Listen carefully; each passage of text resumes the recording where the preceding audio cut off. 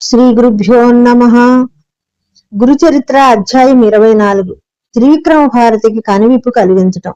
త్రివిక్రమ భారతికి తన ఎందు కలిగిన అపోహను తొలగించాలని శ్రీ గురువులు నిర్ణయించుకున్నారు. అందుకని మహారాజుతో తాను కుమసి గ్రామానికి వెళ్ళటానికి నిశ్చయించుకున్నట్లు చెబుతారు. రాజు స్వామివారికి సువాసనలు వెదజల్లే పల్లకిని ఏర్పాటు చేస్తారు.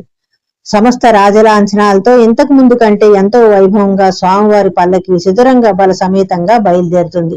ఆ రోజు త్రివిక్రమ భారతి నృసింహస్వామి వారిని ఆరాధించాలని ఎన్నిసార్లు ప్రయత్నించినా అతని మనసుకి ఏకాగ్రత కుదరదు.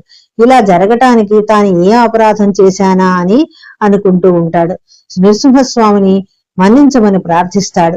ఈసారి ధ్యానానికి కూర్చున్నప్పుడు అతడి హృదయ కుహరంలో శ్రీ గురువులు సాక్షాత్కరిస్తారు. ఇదేమిటి, నేను ప్రార్థించేది శ్రీ నృసింహస్వామిని అయితే నాకు దర్శనమిచ్చేది శ్రీ నృసింహ సరస్వతి స్వామివారు ఏమిటి అనుకుంటూ ఆశ్చర్యపోతాడు.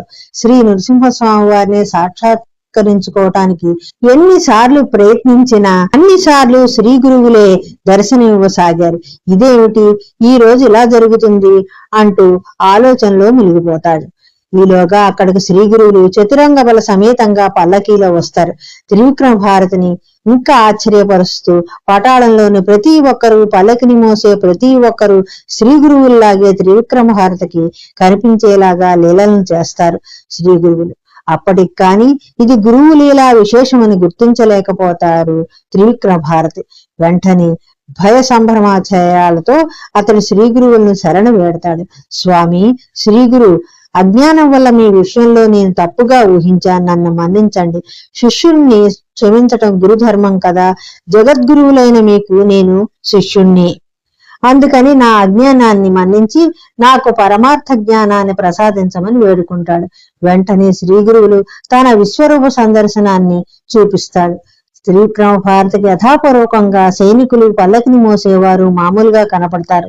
శ్రీ గురువులు పల్లకి దిగి వచ్చి అతడితో ఈ విధంగా అంటారు. ఓ ఈ సర్వసంగ పరిత్యాగినైన నేను నా మనస్సును పరమేశ్వరుని యందు లగ్నం చేయకుండా బాహ్యాడంబరాలకు పోతున్నాను.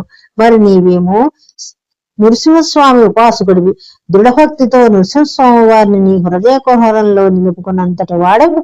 ఆ స్వామి నృసింహస్వామియే వామన అవతారమూర్తి.